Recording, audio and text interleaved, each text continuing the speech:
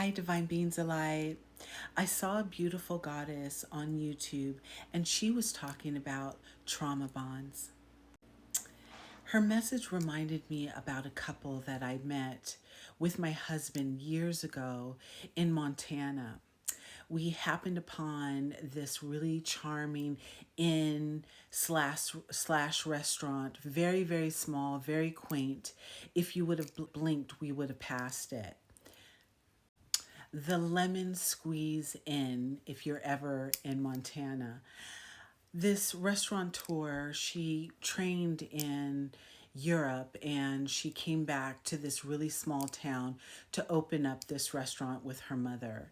And she was the chef there, and she also presented at the table. It was just such a lovely experience, and the food was amazing.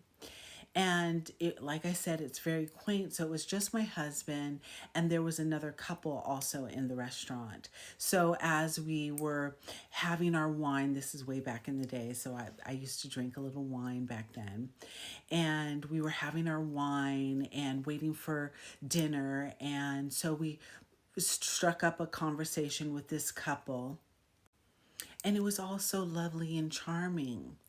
As the evening started to progress and this wife of this couple began to drink and consume more wine, she became more belligerent and nasty towards her husband. She began to poke at him and degrade him and just was really very nasty. And so finally he had had enough and told her, you've ruined our evening, and so let's just go home. So when they left, my husband and I just were so taken back because in the conversation, the husband, he was so accomplished. I think he was like a space engineer, had worked for NASA one time in his life, and he was just, his resume was really impressive, and he just seemed like such an amazing man.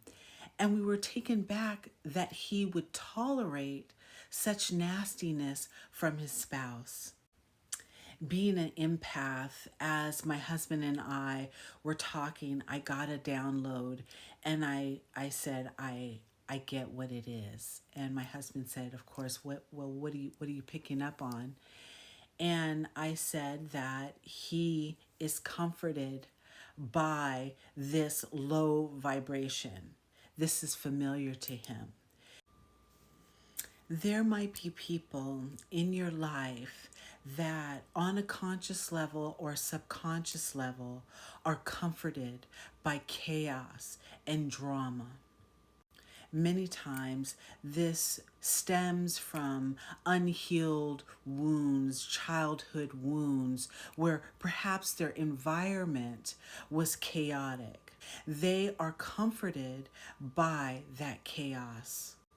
You must be mindful of this, because when someone is comforted by chaos, they do not seek actual resolutions in scenarios that you might find yourself.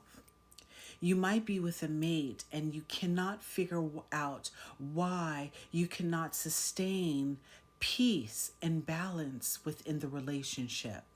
There's always an issue. There's always a catalyst for a fight or argument. This is exhausting and no way to live.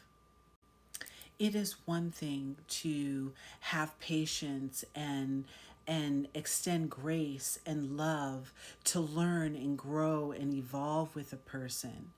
But if you find yourself with somebody that is constantly looking for conflict or is comforted by chaos, this is unhealthy. And you do not want to create a trauma bond where chaos is in the center of it. Namaste.